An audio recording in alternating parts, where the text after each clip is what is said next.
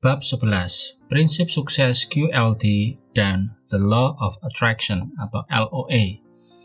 Saya ingin memulai bab ini dengan beberapa pertanyaan dan pernyataan yang saya terima dari pembaca buku atau peserta seminar workshop saya, baik melalui SMS atau email. Pak Adi, saya sudah mempraktekkan yang Bapak ajarkan, tapi kok nggak bisa menarik hal yang saya inginkan. Malah saya mendapat hal yang justru tidak saya inginkan. Pak Adi, kalau nyari tempat parkir saya kok sulit ya? Pak Adi, terima kasih, ternyata benar. Setelah saya praktekkan, sekarang kalau nyari tempat parkir mudah banget. Pak Adi, setelah mempraktekkan yang Bapak jelaskan di buku, saya mulai bisa menarik uang, tapi jumlahnya masih kecil. Mengapa saya belum bisa menarik yang besar ya? Sepulang dari QLT, saya berhasil meningkatkan income saya 2 kali lipat dalam waktu cukup singkat, seperti yang Bapak ajarkan dengan menggunakan RBM. Tapi saat saya mau menaikkan income 2 kali lipat lagi, rasanya kok berat, kenapa ya? Pak Adi, terima kasih sekali. Sepulang dari workshop QLT, saya tiba-tiba mendapat order pengiriman kargo 25 ton ke Amerika melalui udara. Dan order ini terus berlanjut sampai sekarang. Benar yang Bapak katakan, krisis itu sebenarnya hanya ada di pikiran. Pembaca, apa yang saya tulis sebenarnya menjelaskan sesuatu. Tahukah Anda apa itu? Benar sekali, semuanya berbicara tentang The Law of Attraction atau LOA. Dan tampak bahwa LOA seakan-akan pilih kasih. Ada dari mereka yang bisa menarik hal-hal yang mereka inginkan dengan cepat dan mudah, namun ada juga yang tetap mengalami kesulitan walaupun sudah berusaha keras melakukan berbagai hal yang saya jelaskan di buku-buku saya. Kenapa bisa demikian? Anda akan mengetahui jawabannya setelah selesai membaca bab ini. The Law of Attraction atau LOA. Istilah The Law of Attraction atau hukum daya tarik menjadi sangat populer dengan keluarnya DVD The Secret yang langsung menjadi international bestseller. Sukses ini segera diikuti dengan peluncuran buku dengan judul yang sama yang sebenarnya berisi hal-hal yang disampaikan oleh para tokoh di dalam DVD tersebut. Mengapa LOA begitu menarik perhatian? Karena para tokoh yang menjelaskan mekanisme LOA di DVD The Secret adalah orang sukses, pelatih sukses, penulis buku terkenal, pengusaha, dan pembicara yang sudah punya nama besar. Tentu apa yang mereka sampaikan lebih didengar dan dipercaya oleh orang awam.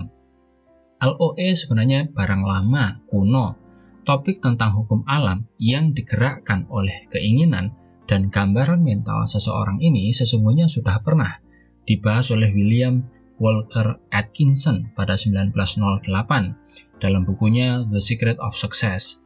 Namun, si pembuat DVD The Secret berhasil mengemas ulang topik tersebut dan membumbuinya dengan hal-hal menarik sehingga menjadi buah bibir di seantero jagat. Dunia pun tiba-tiba dilanda oleh demam LOA. Hampir semua orang membicarakannya. Lalu, apa LOA itu sebenarnya? LOA sebenarnya adalah hukum sebab akibat atau hukum tabur tuai. Terlepas dari apapun nama yang kita berikan pada hukum alam ini, ada satu hal yang pasti, yaitu bahwa hukum ini berlaku di mana saja, terhadap siapa saja, dan kapan saja. Hukum ini netral dan bekerja sempurna terhadap Anda, tak peduli apakah Anda tahu, menerima, atau menolaknya, suka atau tidak suka. Saya pernah mendapat pertanyaan dari seorang pembaca buku, Pak Adi, bagaimana caranya agar kita dapat memanipulasi LOA sehingga bekerja seperti yang kita inginkan, membantu kita mencapai apa yang kita inginkan? Pertanyaan ini salah kaprah. LOA sama dengan hukum gravitasi yang bekerja secara netral. Siapa saja akan dipengaruhi hukum ini. Kita tidak bisa memanipulasi LOA. Yang bisa kita lakukan adalah memahami cara kerja LOA dan menyesuaikan diri dengannya. Sekali lagi, LOA adalah hukum sebab akibat atau tabur tuai, bukan akibat sebab atau tuai tabur. LOA bekerja dengan mekanisme yang pasti, yaitu bahwa buah atau realitas yang akan dipetik sesuai dengan benih, yaitu pikiran yang ditabur di ladang subur pikiran bawah sadar. Jika menabur benih kebaikan, kita akan menuai buah kebahagiaan. Bila menabur benih kejahatan, kita akan menuai buah penderitaan. Jika menabur benih pikiran positif, kita pasti menuai buah pengalaman atau kondisi positif. Sebaliknya, bila menabur benih pikiran negatif, kita pasti menuai berbagai kejadian atau pengalaman negatif. Anda paham sekarang? Dengan pemahaman ini, jika ada hal-hal negatif yang terjadi dalam hidup, kita tidak perlu menyalahkan siapa-siapa. Jangan pernah berkata, ya ini sudah cobaan dari Tuhan. Dengan berkata begitu, kita sebenarnya menyalahkan Tuhan. Banyak orang sangat suka menyalahkan segala sesuatu di luar diri mereka atas kemalangan yang mereka alami. Mereka bisa menyalahkan orang lain, lingkungan, iklim, pemerintah, bahkan Tuhan.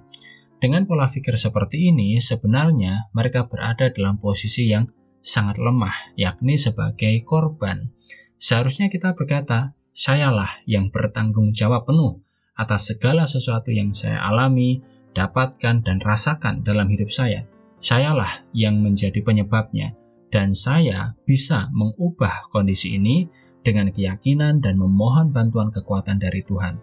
Dengan kata lain, sesuai dengan hukum sebab akibat, jika kita ingin mengubah akibat, tidak ada cara lain kecuali mengubah sebab, yaitu diri sendiri.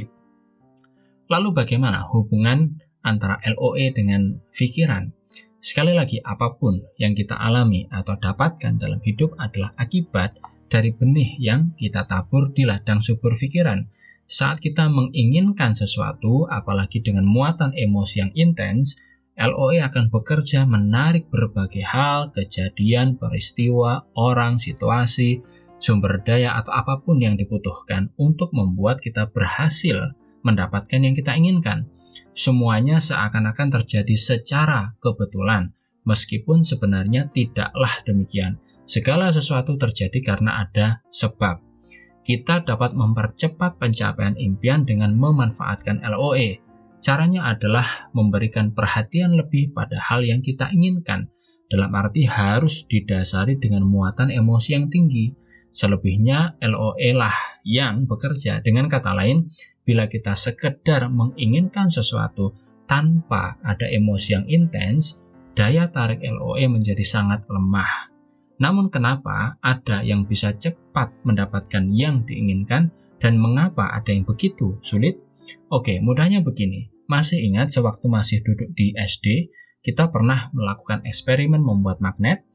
Dulu kita menggunakan baterai, kawat nikelin, dan batang besi. Bagaimana cara agar batang besi bisa berubah menjadi magnet? Pertama-tama kita menggunakan batang besi sebagai inti.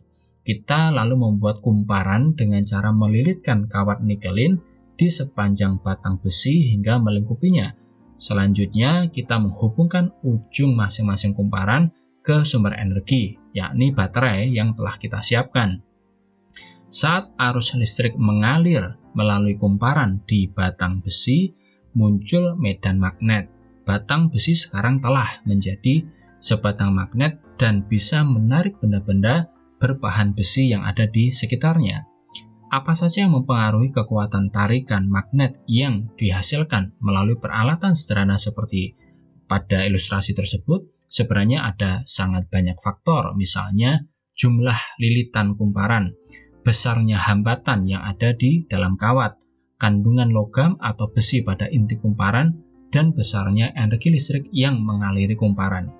Dan karena buku ini tidak membahas soal sains, faktor yang mempengaruhi tersebut saya batasi hanya pada besarnya arus listrik yang mengaliri kumparan. Bagaimana cara memperbesar kekuatan tarikan magnet? Caranya adalah meningkatkan arus listrik yang mengaliri kumparan. Semakin besar arusnya akan semakin kuat tarikannya. Kalau pada gambar di atas hanya ada satu baterai, kali ini kita gunakan 3 buah baterai. Tentu tarikannya menjadi semakin kuat.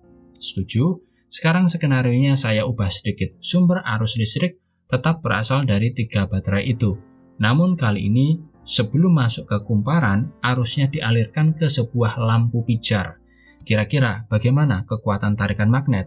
Sama, lebih kuat, atau justru berkurang? Tentu akan sangat berkurang. Mengapa? Sebab sebagian arus listrik sudah digunakan untuk menyalakan lampu pijar, sehingga yang mengalir ke kumparan adalah sisanya.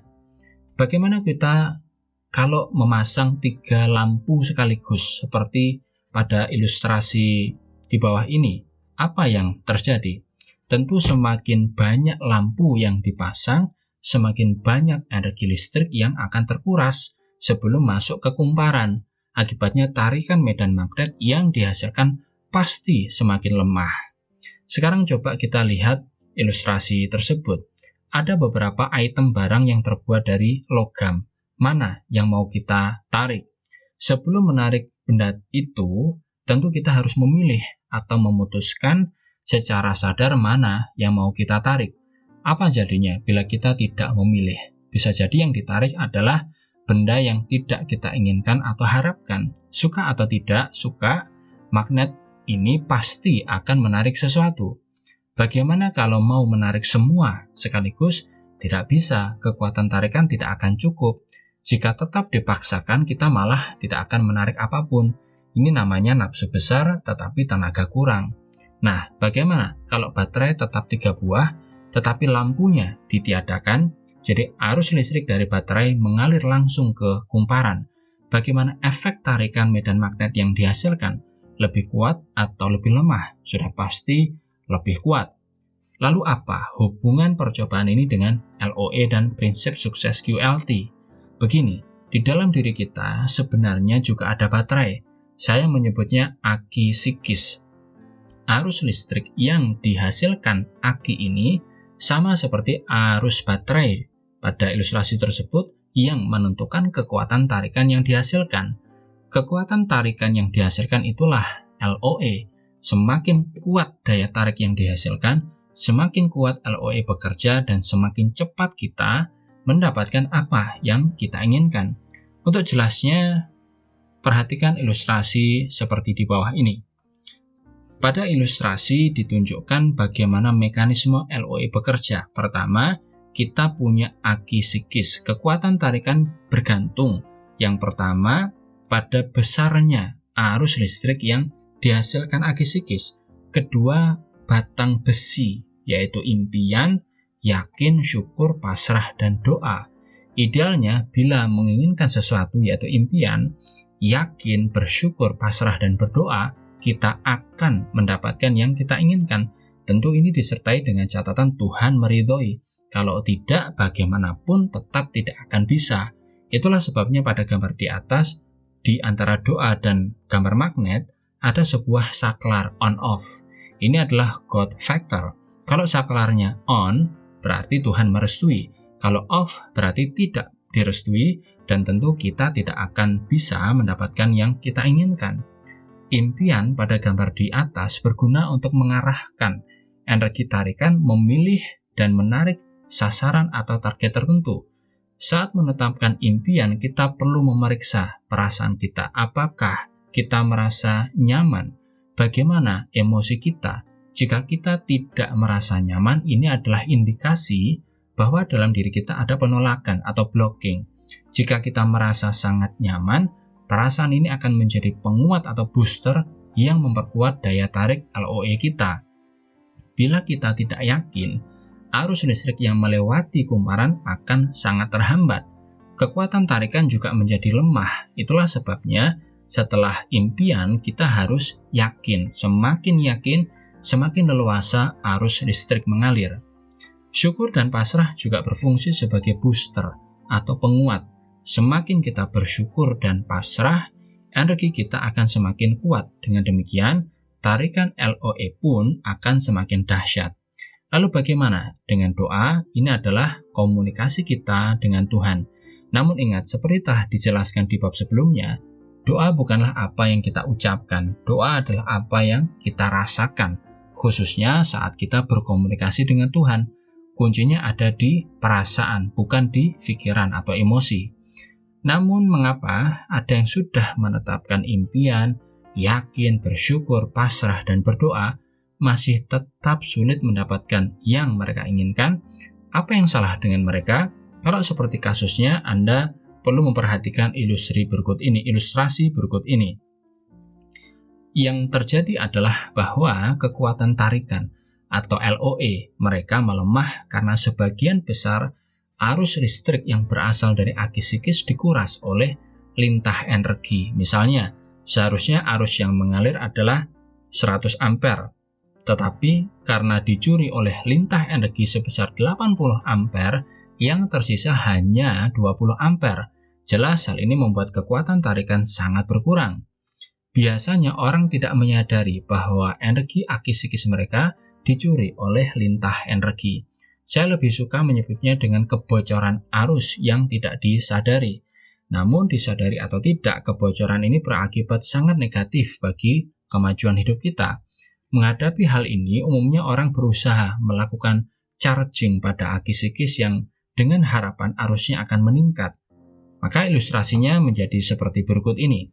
Charging memang bisa dilakukan tapi kurang efektif. Untuk memperkuat daya tarik, charging harus lebih cepat daripada kebocoran energi yang terjadi. Oleh karena itu, cara yang paling ideal adalah menemukan dan menghilangkan lintah energi dan terus melakukan charging. Bila ini terjadi, bisa dibayangkan betapa kuat LOE yang bekerja untuk kita. Kita akan dengan sangat mudah mencapai impian kita. Nah, sebenarnya inilah intisari workshop Quantum Life Transformation.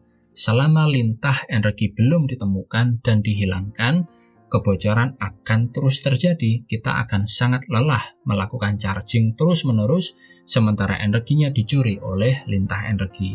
Lintah energi adalah aspek emosi dari mental block. Lintah energi sebenarnya adalah satu, memori dengan muatan emosi negatif. Yang kedua, program pikiran yang menghambat proses keberhasilan dengan cara menimbulkan konflik diri sehingga menguras energi aki psikis. Lintah energi bekerja dengan menggunakan emosi negatif yang sangat mengganggu diri kita. Emosi ini muncul sebagai hasil dari pemaknaan yang kita berikan terhadap berbagai kejadian atau pengalaman hidup kita. Saya yakin Anda pernah mengalami atau bertemu dengan orang yang sedang banyak pikiran, stres, sedih, frustrasi, letih, atau bahkan depresi. Bagaimana cahaya wajah mereka? Terang benderang ataukah suram seperti lampu yang redup? Pasti redup dan gelap. Orang mengatakan aura mereka lagi gelap. Nah, inilah efek dari lintah energi. Ada beberapa emosi yang sangat jahat karena sangat rakus menyedot energi aki psikis kita. Emosi ini antara lain perasaan malu, perasaan bersalah, putus asa atau apatis, kesedihan mendalam, takut, marah, benci, kecewa, ketidakpuasan, iri dengki, khawatir, cemas, kesepian, dendam, terluka, sakit hati, penyesalan mendalam. Emosi-emosi ini tidak saja sangat merugikan kita secara mental, emosi, dan spiritual, tetapi juga bisa mengakibatkan sakit fisik yang serius. Ada banyak orang yang tanpa sadar sayang memelihara atau beternak lintah energi tersebut. Selama bertahun-tahun mereka membawa beban yang tidak mau mereka lepaskan. Alasannya mereka sudah sepantasnya marah, kecewa, terluka, dendam, sakit hati, atau benci pada seseorang yang telah menyakiti mereka.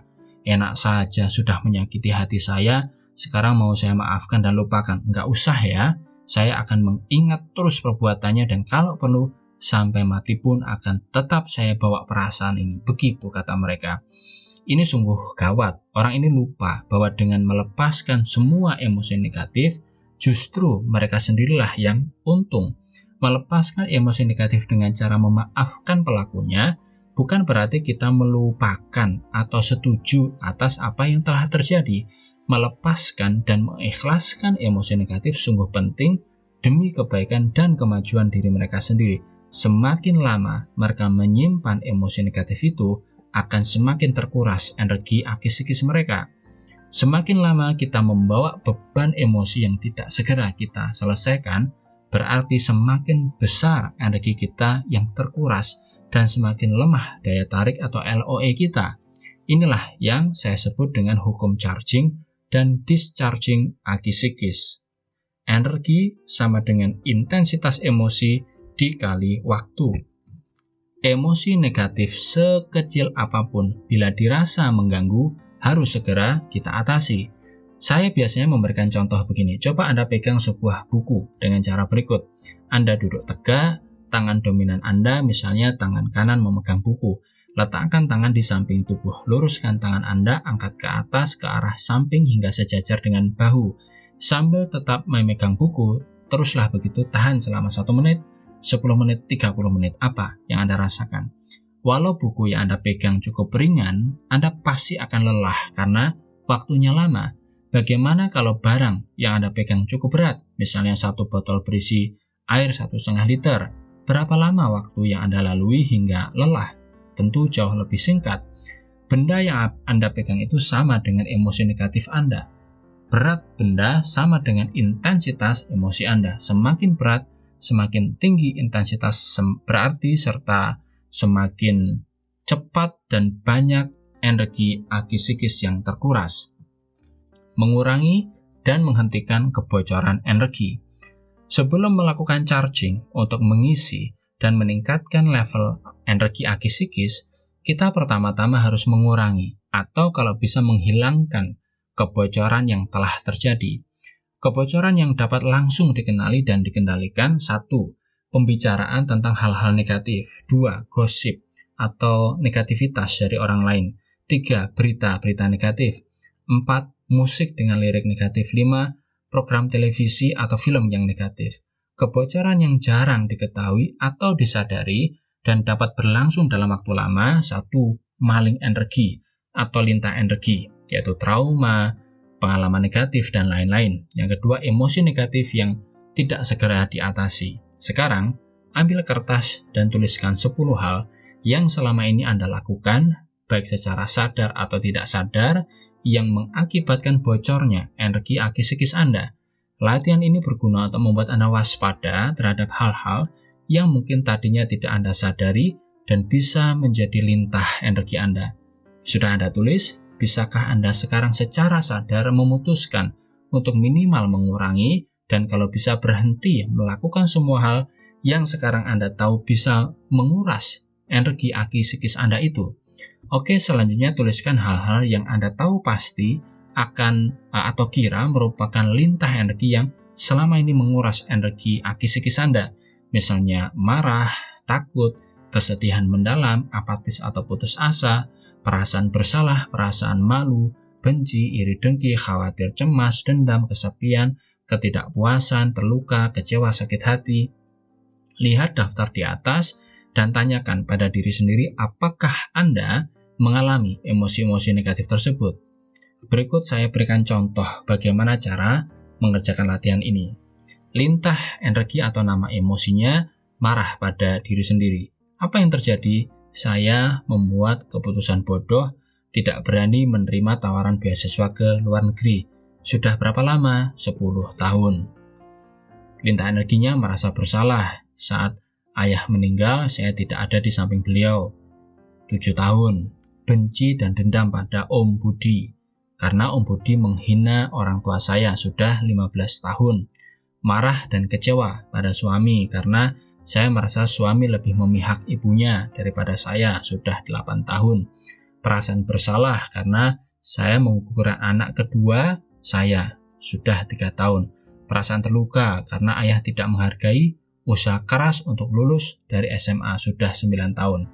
Apa yang harus kita lakukan terhadap emosi negatif seperti ini? Bagaimana kita menghilangkan lintah energi ini? Caranya sangat mudah. Hajar dan basmi dengan Hypno EFT. Jika lupa caranya, pelajari kembali bab 7 dan lihat DVD yang menjadi bonus buku ini, khusus edisi hardcover. Melakukan charging pada aki psikis. Kunci untuk melakukan charging pada aki psikis adalah mengalami perasaan positif atau feel good atau merasa nyaman. Ini dapat dilakukan dengan afirmasi, visualisasi, kisah sukses, tempat kedamaian, rekening bank mental, mengingat dan merasakan kembali pengalaman positif dan menyenangkan, mengalami dan merasakan emosi positif dengan mengacu pada level-level energi yang ada di Map of Consciousness, yaitu syukur, pasrah, cinta, bahagia, damai.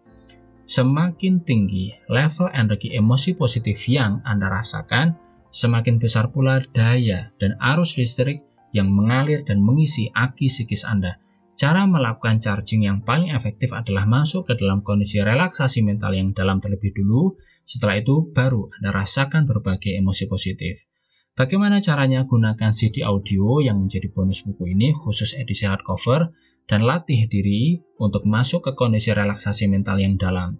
Setelah bisa masuk ke kondisi tersebut, stabilkan diri selama 1 atau 2 menit. Setelah itu nikmati pemandangan alam yang menyenangkan. Anda juga bisa mengingat peristiwa atau kejadian yang sangat berkesan bagi Anda, khususnya yang memiliki muatan emosi positif yang tinggi. Setelah menikmati suasana ini selama 10 atau 15 menit, Anda keluar dari relaksasi mental. Rasakan tubuh dan pikiran Anda menjadi begitu tenang, nyaman, damai, dan bahagia. Pembaca, dari definisi lintah energi di atas, saya baru menjelaskan lintah energi dari sudut emosi. Sekarang saya akan menjelaskannya sebagai program pikiran yang menghambat proses keberhasilan dengan cara menimbulkan konflik dalam diri. Kita punya banyak diri. Saat membaca subjudul di atas, apa yang muncul di pikiran Anda?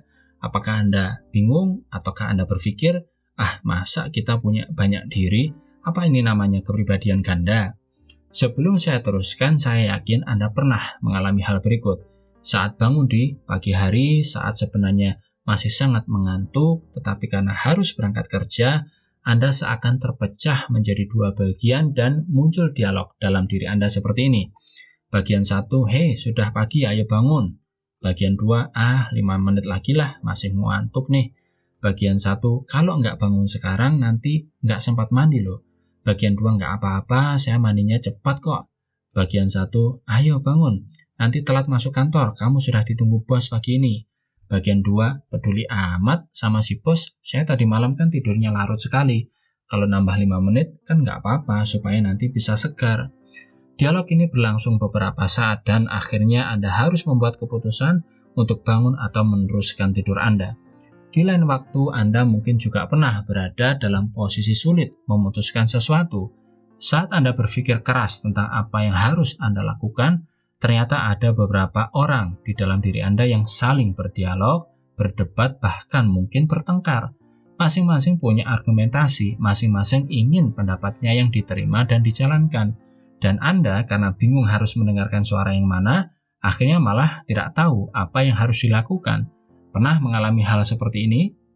Jangan bingung, yang saya jelaskan di atas sebenarnya sesuatu yang sangat biasa dan normal kita alami. Benar, kita memang punya banyak diri. Istilahnya, teknisnya adalah ego states atau parts, atau biasa dikenal dengan nama bagian. Yang tidak normal justru adalah kalau telah sering mengalami hal seperti itu, kita tetap tidak sadar dan tidak mencari tahu apa tentang yang sebenarnya terjadi. Saya pernah menerapi seorang klien wanita pengusaha yang sangat sukses. Klien saya ini mau membuka usaha baru. Namun ia merasa malas dan berat untuk memulainya. Padahal di atas kertas, usaha ini sangat menguntungkan. Pembaca, Anda tahu ini artinya apa? Benar sekali. Ini adalah indikasi dari adanya mental block.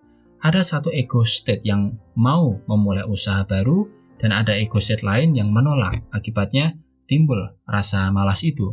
Oke, pertanyaan sekarang, dalam diri manusia sebenarnya ada berapa banyak ego state atau part atau bagian? Jawabannya bisa bermacam-macam, tergantung kita merujuk pada pakar yang mana.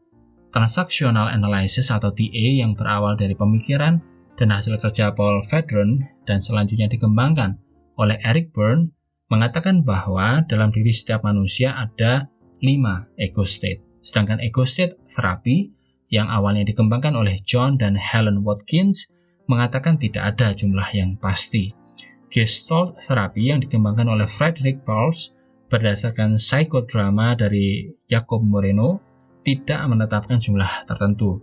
Voice dialogue dari psikosintesis mengatakan bahwa kita punya banyak diri.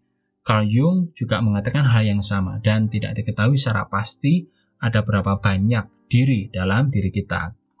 Namun, agar Anda lebih mudah memahami, saya akan mengutip apa yang dikatakan oleh Rowan. Menurut Rowan, kita punya antara 4 sampai 9 diri atau bagian yang masing-masing adalah tema besar yang menaungi sub-diri. Masing-masing diri punya kehidupan, fungsi, kepribadian, dan tugas. Mereka saling terhubung. Sebagai catatan, perlu saya tegaskan bahwa yang saya jelaskan ini bukan kepribadian ganda atau dissociative identity disorder atau DID atau multiple personality disorder atau MPD. Jika kita merasa ada lebih dari 9 diri dalam diri kita, yang selebihnya biasanya merupakan aspek lain dari salah satu dari ke-9 diri kita itu. Jika kurang dari 4, itu berarti kita kurang memperhatikan adanya diri lain dalam diri kita. Siapa saja 9 diri atau bagian dalam diri kita itu, ada diri yang berperan sebagai pelindung atau protektor. Bagian ini melindungi kelemahan kita, membuat diri lain tersembunyi dan tidak tampak. Ia bisa bergabung dengan pengkritik. Ada yang menjadi pengkritik yang memberitahu kita tentang apa yang salah dan yang benar. Bagian ini sangat suka menggunakan kekuatannya. Ia bisa bergabung atau bekerja sama dengan diri yang lain. Ada yang menjadi pendorong kita untuk melakukan hal-hal yang seharusnya kita lakukan tetapi kita tunda. Bagian ini terkesan mendukung diri kita karena selalu mengingatkan kita akan hal-hal yang mungkin lupa kita lakukan. Namun dalam kenyataannya, ia jugalah yang membuat kita selalu merasa kurang melakukan kerja atau usaha walaupun kita telah melakukan sangat banyak tugas dan pekerjaan. Diri perfeksionis menetapkan standar yang tinggi untuk diri kita. Bagian ini tampak sangat mendukung kita, namun bila kita tidak hati-hati, justru ia yang membuat kita down karena kita merasa belum melakukan yang terbaik. Ia bisa bergabung dan bekerja sama dengan pengkritik. Diri pusat kendali bertugas mengendalikan diri lainnya. Dalam diri orang tertentu, bagian ini bisa terlalu mendominasi. Ada juga orang yang diri pusat kendalinya lemah, sehingga yang mengendalikan dirinya adalah diri pengkritik atau diri yang lain. Diri pusat kendali akan sangat membantu kita bila ia dapat berperan secara seimbang dan proporsional. Diri anak dalam atau inner child bisa muncul dalam beberapa bentuk sifat dan karakter. Ada banyak buku atau pembahasan mengenai diri ini. Namun sayangnya kebanyakan orang menganggap bahwa hanya ada satu macam inner child. Berikut adalah beberapa subdiri dari inner child. Anak penurut, anak yang selalu ingin disukai dan akan melakukan apa saja demi mendapatkan persetujuan dari hampir semua orang. Jika tidak hati-hati, ia akan menjadi bagian yang mendorong seseorang untuk selalu menjadi yes man demi menyenangkan orang lain. Anak bebas, anak yang spontan dan tahu bagaimana bersenang-senang dan menikmati hidup. Profesor cilik, anak yang selalu menginginkan jawaban untuk segala sesuatu dan membuat kesimpulan tanpa didasarkan pada fakta atau data yang akurat. Anak dependen, anak yang sangat bergantung pada orang lain. Anak kritis, anak yang mengkritik apa saja tanpa didasari pengetahuan yang cukup. Ia sering mendapat masalah. Anak pendendam, anak yang tujuan utamanya adalah balas dendam, tetapi tidak punya banyak ide tentang bagaimana mewujudkan keinginannya ini, dan tidak bersedia mengakui bahwa ia bermaksud melakukan balas dendam. Anak pelindung diri sendiri, anak yang selalu mencari aman atau selamat. Ia bisa menggunakan cara yang tidak baik demi mencapai tujuannya. Rasa panik yang tinggi menunjukkan adanya trauma di awal masa kehidupan. Ada bagian yang berperan sebagai diri orang tua atau peduli atau sang bijaksana. Bagian ini bertanggung jawab untuk memberikan dukungan, cinta tanpa syarat, perhatian, pujian, dan penguatan yang bersifat positif. Ia biasanya disebut sebagai guardian angel atau protecting parent. Ia berfungsi melindungi diri kita dan menginginkan kita bahagia. Diri pemberontak mengurusi kekuasaan, ambisi, dominasi, uang, dan sifat mementingkan diri sendiri. Seringkali ia menutupi diri yang lain. Yang ke-9, diri bayangan merupakan citra diri negatif kita. Inilah orang yang sepertinya kita tidak ingin menjadi. Setelah membaca sejauh ini, Anda mungkin bertanya, dari mana sumber diri yang dijelaskan di atas? Bagaimana proses pembentukan diri? Ada beberapa hal yang mempengaruhi pembentukan diri dalam diri kita. Pertama, peran yang kita mainkan. Dalam kehidupan sehari-hari, peran adalah profesi atau pekerjaan kita, misalnya sebagai hakim, guru, pemimpin perusahaan, atau lainnya. Seringkali seseorang begitu larut dalam perannya dan karenanya tidak bisa memainkan peran lainnya. Misalnya, ia adalah seorang wanita yang memimpin suatu perusahaan besar.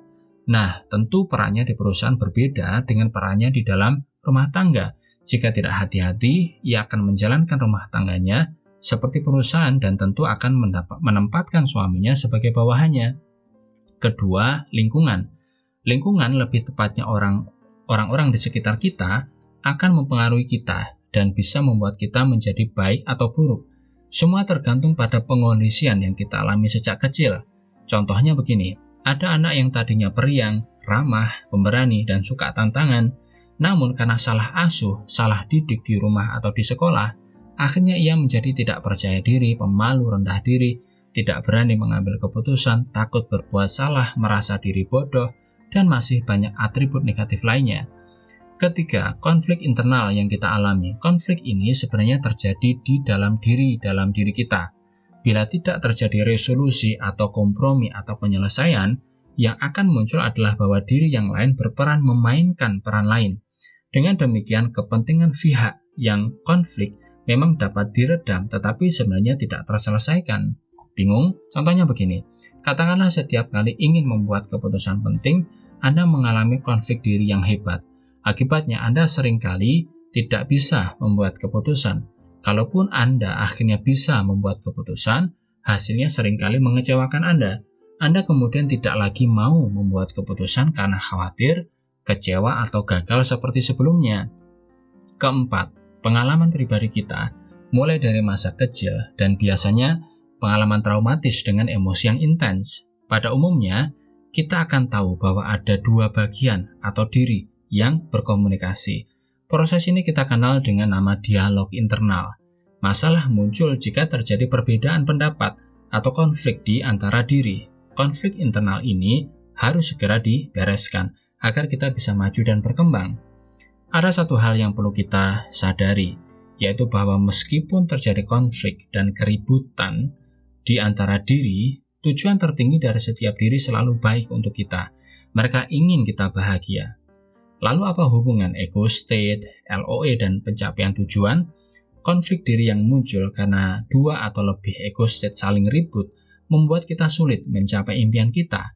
Ego state ini akan saling berkelahi sehingga menimbulkan perasaan lelah, letih, tidak bersemangat, malas, dan bahkan sabotase diri.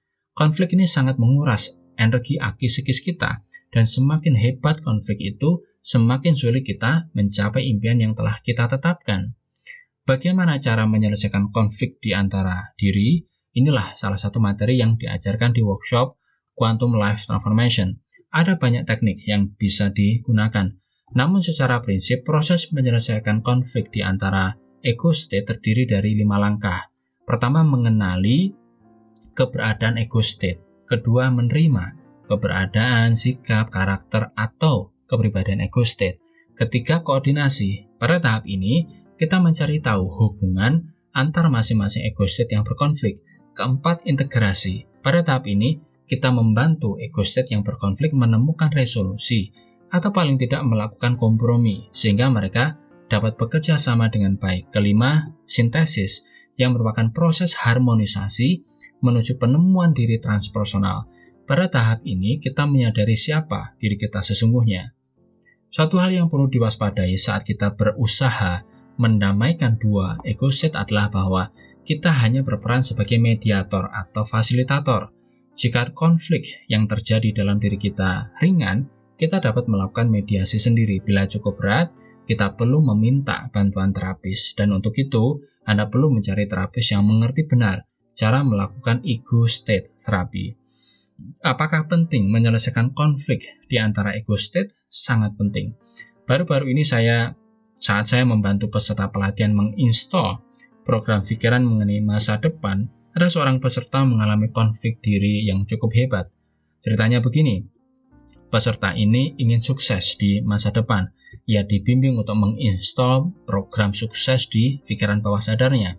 Pada tahap awal semuanya berjalan mulus, namun saat ia menginstal program untuk mendukung keberhasilan besar dalam hidupnya, muncul penolakan dari ego state yang lain. Ego state yang satu ingin peserta ini sukses, sedangkan ego state yang lainnya menolak. Terjadi dialog internal yang intens. Ego state yang menolak berkata, "Hei, saya tidak mau Anda bekerja keras seperti itu. Saya khawatir Anda akan sakit. Saya adalah bagian yang mengurusi kesehatan Anda. Kalau Anda tetap memaksa mencapai hasil seperti yang Anda inginkan, dan saya tahu itu butuh perjuangan yang tidak sedikit, kerja keras apalagi usia Anda sudah agak tua, saya akan menghambat dan membuat Anda tidak bisa bekerja. Apa yang terjadi sesudahnya? Ternyata peserta ini mengabaikan pesan dari ego state yang menolak. Ia tetap berusaha menginstall program pikiran yang mendukungnya mencapai sukses besar. Apa akibatnya? Tiba-tiba peserta ini merasakan pinggang kirinya sangat sakit. Semakin ia memaksa menginstall program, sakitnya semakin menjadi-jadi. Akhirnya, ia memutuskan untuk menunda penginstalan itu. Begitu ia berhenti pula rasa sakit di pinggangnya. Rasa sakit ini adalah manifestasi fisik dari penolakan ego state yang tidak setuju dengan keinginan peserta ini. Nah, bagaimana cara mengatasi penolakan dan atau sabotase ini? Kita perlu mencari tahu apa sebenarnya yang diinginkan oleh ego state yang menolak itu. Lakukan dialog dengan tenang dan netral. Kita tidak boleh memihak atau menghakimi, apalagi sampai marah kepada ego state yang nakal itu. Yang penting dapatkan penyelesaian atau paling tidak ciptakan kompromi sehingga ego state yang menolak bisa memaklumi atau menerima serta tidak melakukan sabotase. Syukur-syukur ia bersedia mendukung kita untuk sukses. Ada peserta yang bertanya kepada saya, apa boleh kita membekukan atau mendeaktif atau menonaktifkan ego state yang dalam tanda kutip nakal dan menghambat kemajuan kita? Tidak boleh, jangan sekali-kali melakukan hal ini karena akan sangat berbahaya. Apapun yang diinginkan oleh ego state yang menghambat kita, menurutnya adalah demi kebaikan kita. Selain itu, kita tidak tahu apa peran atau tugas lain dari ego state yang menghambat kita.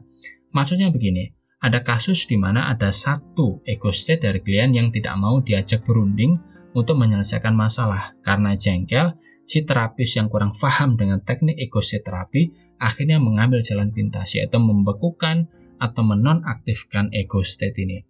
Apakah masalah terselesaikan? Sekilas ya. Namun ternyata ego state yang dibekukan itu juga ego state yang menangani rasa percaya diri, kemampuan berpikir kritis, serta membuat keputusan dengan cepat dan efektif. Apa akibatnya? Klien ini menjadi bingung dan tidak bisa beroperasi secara normal sebagai manusia. Ia merasa ada bagian dari pikirannya yang lumpuh, rasa percaya dirinya drop, dan ia tidak bisa membuat keputusan. Dibutuhkan bantuan terapi selain yang benar-benar andal, serta mengerti seluk-beluk dan cara kerja ego state yang untuk menerapi klien ini. Prosesnya tidak mudah karena ego state ini terlanjur marah, ngambek, dan tidak mau berkomunikasi karena telah dibekukan oleh terapi sebelumnya.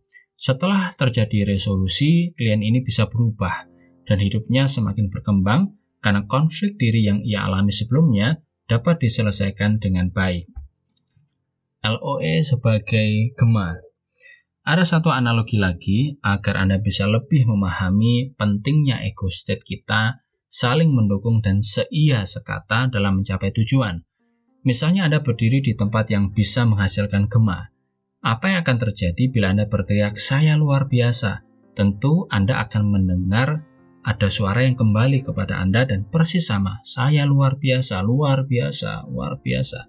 Nah, sekarang bagaimana kalau ada dua orang yang meneriakkan kata atau kalimat yang tidak sama pada waktu bersamaan? Misalnya Anda sebagai orang pertama berteriak, "Saya luar biasa", sedangkan rekan Anda sebagai orang kedua berteriak, "Saya bodoh". Kira-kira bagaimana gema yang Anda dengar? Sudah pasti akan sangat kacau. Bisa jadi suara yang Anda dengar adalah, "Saya bodoh luar biasa" atau "Saya luar biasa bodoh". Anda melihat efeknya? Satu contoh lagi, bagaimana bila yang diteriakkan adalah, "Saya mau jadi orang kaya" dan "Saya benci orang kaya"? Gema yang terdengar mungkin menjadi, "Saya mau benci jadi orang kaya" atau "Saya benci mau jadi orang kaya". Contoh di atas sebenarnya sama dengan kondisi diri kita. Jika gema ini adalah LOE, suara yang kita teriakkan sebenarnya berasal dari ego state kita.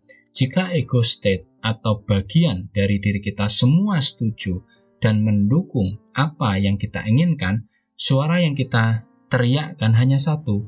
Apa yang kita dapatkan persis seperti yang kita teriakkan. Konflik diri terjadi saat dua atau lebih ego state punya perbedaan pendapat, kepentingan, dan tujuan. Pembaca, sekarang kita kembali ke pertanyaan dan pernyataan di awal bab ini. Setelah membaca sejauh ini, saya yakin sekarang Anda mengerti mengapa ada yang begitu mudah dan ada yang begitu sulit mendapatkan yang mereka inginkan. Ini semua berhubungan dengan mental block. Lebih spesifik lagi, lintah energi. Saya memahami benar proses perubahan dan transformasi diri karena saya adalah terapis aktif yang setiap hari membantu klien mengatasi masalah mereka. Saat menyusun program pelatihan yang saya beri nama Quantum Life Transformation, saya memasukkan berbagai teknik terapi dan transformasi diri yang saya gunakan di ruang praktik saya. Hasilnya sungguh luar biasa. Mengapa luar biasa? Karena pendekatan yang saya gunakan adalah pendekatan terapi, bukan sekedar motivasi. Saya membantu peserta berubah dengan melakukan reedukasi terhadap pikiran bawah sadar melalui navigasi pikiran. Kalau begitu, apakah semua alumnus pelatihan saya dijamin pasti akan berubah dan berhasil? Saya tidak pernah berani menjamin. Mengapa? Karena saya tahu persis bahwa kecepatan perubahan setiap orang tidak sama. Kecepatan transformasi diri bergantung pada kondisi mereka masing-masing. Terapi adalah kontrak upaya, bukan kontrak hasil. Lebih jelasnya begini, misalnya kita menggunakan skala min 10 sampai 10. Titik 0 adalah titik awal keberhasilan. Jika mencapai titik 10 berarti sukses. Nah, titik start setiap orang yang hadir di pelatihan saya tidak sama. Ada yang datang dengan posisi di 0, 1, 2, 3, atau bahkan sudah 5. Peserta seperti ini akan mengalami quantum leap yang luar biasa. Namun ada juga peserta yang datang dengan kondisi dalam tanda kutip babak belur, misalnya di titik min 3 atau min 5 atau bahkan min 10. Peserta ini perlu meningkatkan level mereka minimal ke titik 0. Dari sini barulah mereka mulai melangkah menuju sukses di titik 10. Banyak orang tidak memahami hal ini. Banyak yang berharap begitu selesai pelatihan bisa langsung menjadi orang sukses, kaya raya, dan bahagia. Ini jelas tidak mungkin. Sukses membutuhkan proses, dan proses ini unik untuk setiap individu. Jangankan di pelatihan, di sesi terapi personal one-on-one yang saya lakukan, walaupun kebanyakan hanya membutuhkan satu sesi, tetap ada yang sampai memerlukan beberapa sesi agar bisa selesai hingga tuntas. Maka, saya sering menolak calon peserta pelatihan yang over-expect, yang berharap terlalu tinggi dan berlebihan. Memahami dinamika transformasi diri bersifat unik, saya menggunakan berbagai teknik pemberdayaan pikiran bawah sadar untuk membantu peserta pelatihan Quantum Life Transformation. Selain itu, saya juga memberikan mereka PR atau pekerjaan rumah untuk mengerjakan 12 modul melalui website qlti.com. Tidak itu saja, saya juga memberikan web conference untuk membantu peserta agar lebih memahami apa yang telah mereka pelajari di pelatihan, apa yang telah mereka kerjakan melalui 12 modul, dan menjawab berbagai pertanyaan mereka secara live. Terlepas dari titik start setiap orang, ada satu hal yang pasti, yaitu bahwa materi yang saya berikan di pelatihan Quantum Life Transformation adalah materi atau teknik terbaik yang telah teruji secara klinis serta mampu membantu seseorang berubah dengan cepat, mudah, efektif, efisien, dan permanen. Dan teknik-teknik ini telah saya gunakan di ruang praktik saya. Saya tidak akan pernah mau mengajarkan teknik yang belum saya uji sendiri keampuhannya. Ada sangat banyak teknik yang tidak saya ajarkan walaupun telah saya pelajari, karena apa yang diklaim di buku, CD, atau DVD itu ternyata sangat ribet dan tidak efektif. Dengan kata lain, teknik yang saya ajarkan adalah yang terbaik dan terbukti ampuh serta mudah digunakan oleh siapa saja. Saya akan menutup bab ini dengan kisah luar biasa yang dialami oleh salah satu alumnus QLT berikut ini. Dear Pak Adi, pertama-tama saya minta maaf Pak, email baru terkirim hari ini. Sebenarnya sudah lama saya ingin bercerita tentang apa yang telah saya alami sejak mengikuti pelatihan Quantum Life Transformation atau QLT. Saya akan mulai cerita dari sebelum saya ikut QLT. Saya mengenal buku Pak Adi pada 2008 melalui adik saya yang telah mengikuti Supercamp Becoming a Money Magnet angkatan 12 yang diadakan di Hotel Singgasana Surabaya. Namun berhubung masih banyak jadwal yang mesti saya hadiri pada saat itu, saya tidak jadi ikut dan berencana ikut di Supercamp 13 di Puncak. Namun lagi-lagi saya kehabisan tempat. Saat saya mau mendaftar, Bu Eli mengatakan bahwa seat sudah penuh dan sama sekali tidak bisa tambah peserta. Saya masuk waiting list yang ke-36. Akhirnya saya memutuskan untuk ikut yang berikutnya. Nah, saat mau mendaftar untuk SC berikutnya, saya baru tahu bahwa Bapak menghentikan pelatihan Supercamp dan mengembangkan pelatihan baru yang materinya lebih up-to-date yaitu Quantum Life Transformation. Ternyata Supercamp yang ke-13 di Puncak adalah yang terakhir. Selanjutnya, saya mendaftar untuk mengikuti QLT di Batu, Malang. Sebenarnya, tujuan saya mengikuti QLT adalah menenangkan pikiran yang selama ini selalu takut, ragu-ragu, khawatir, cemas, sehingga menyebabkan sakit MAH berkepanjangan. Saya sudah berobat ke banyak dokter, tetapi tetap belum ada perubahan. Yang saya dapatkan hanya penambahan obat penenang dari hari ke hari dan kondisi saya ini sudah berjalan hampir selama 10 tahun. Setelah tahu bahwa Pak Adi adalah pakar teknologi pikiran, re-educator, dan mind navigator, saya ingin belajar kepada Pak Adi tentang cara menata pikiran. Saya berharap akan bisa lebih tenang dan rileks dalam menghadapi masalah apapun. Dokter saya selalu memberikan saran kepada saya untuk lebih rileks dan tenang agar sakit MAH saya bisa sembuh. Dokter mengatakan sakit MAH saya disebabkan oleh stres, pikiran yang kacau. Namun, dokter saya tidak bisa menunjukkan bagaimana cara agar saya bisa lebih rileks dan tenang. Selanjutnya, saya membeli dan membaca buku-buku Pak Adi. Saking asyiknya saya membaca semuanya hanya dalam waktu 3 hari. Dahsyat kan? Tapi banyak juga yang tidak nyantol. Setelah mengikuti QLT, saya membaca ulang semua buku Pak Adi dan ternyata semuanya dahsyat. Buku-buku Pak Adi ditulis dengan bahasa yang sangat mudah dicerna, sehingga lebih mudah saya mengerti. Sepulang dari QLT, saya merasakan banyak perubahan, baik pada pikiran maupun cara pandang saya yang selama ini salah. Perlahan-lahan saya berubah menjadi lebih baik. Oh ya, Pak, sepulang dari QLT, saya sempat hang selama 2 minggu. Ini pasti akibat dari proses restrukturisasi pikiran yang saya alami selama mengikuti QLT. Setelah itu saya pulih kembali, namun kali ini rasanya lain. Saya seperti terlahir kembali berkat pembelajaran yang ketat selama 4 hari di QLT yang telah mengubah banyak pandangan saya yang selama ini negatif menjadi sangat positif. Selain itu, perasaan saya menjadi begitu lega dan plong sekali. Terus terang, saya tidak tahu kenapa. Namun yang pasti, seiring dengan berjalannya waktu, apa yang diajarkan oleh Pak Adi yaitu bahwa kita harus selalu yakin, pasrah, bersyukur, dan berdoa, saya terapkan sungguh-sungguh dalam hidup saya dan hasilnya sungguh luar biasa. Saya bisa lebih menerima keadaan dan mampu menghilangkan rasa khawatir, cemas, dan ragu-ragu. Hasilnya sungguh positif. Sakit MAH yang telah saya derita sekian lama akhirnya berangsur-angsur sembuh dengan sendirinya dan hilang. Setelah saya cermati, ternyata selama ini hidup saya penuh dengan ketegangan dan emosi yang selalu meledak-ledak. Hal ini membuat produksi asam lambung berlebihan dan akibatnya saya terkena sakit MAH. Sembuhnya sakit MAH saya ini sebenarnya adalah bonus. Tujuan saya mengikuti QLT sebenarnya adalah menata pikiran saya. Dan ada bonus tambahan tambahan lagi, yaitu rezeki mengalir dengan sangat lancar, tanpa perlu dicari, rezeki datang sendiri. Contohnya awal Januari ini, saya mendapat proyek kontainer yang cukup besar nilainya. Ceritanya begini, suatu pagi saya mendapat telepon dari seorang calon customer yang punya kargo yang mau dikirim ke Amerika. Saya sama sekali tidak mengenal calon customer ini. Dia meminta saya untuk menyediakan 100 kontainer untuk mengirim barangnya. Ini sungguh luar biasa.